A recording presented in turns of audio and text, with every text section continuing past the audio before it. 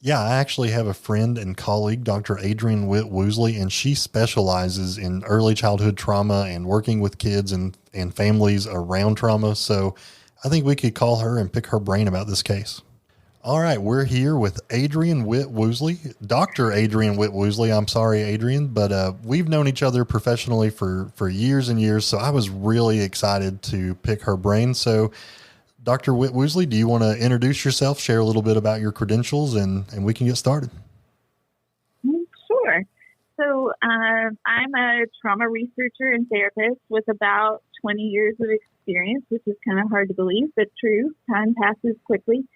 And really, I'll say nearly all of my experiences focus in one way or another on childhood trauma. So I do work with both child and adult survivors of trauma and research various topics related to those issues.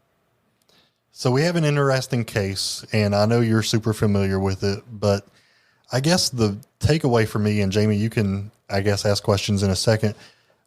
Is it possible for someone to experience such a traumatic event and to completely forget about it, like over the course of 20 something years?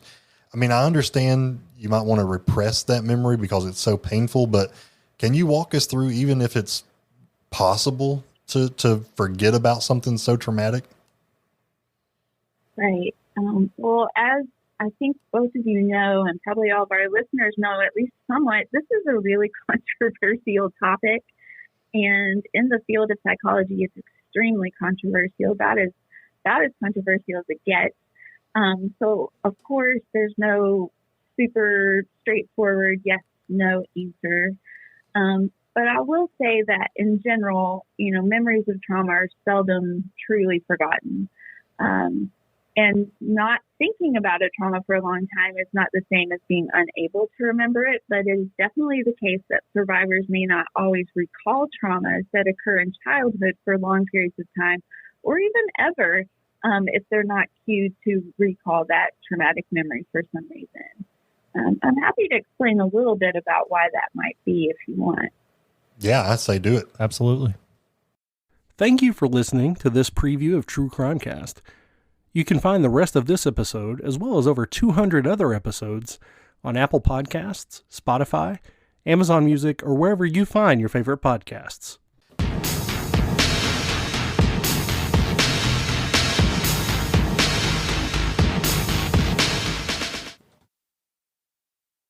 You've listened to True Crimecast, distributed by Stoveleg Media. Check out stoveleg.com to find out more about your hosts and to find other podcasts to listen to. Stoveleg Media, igniting conversation.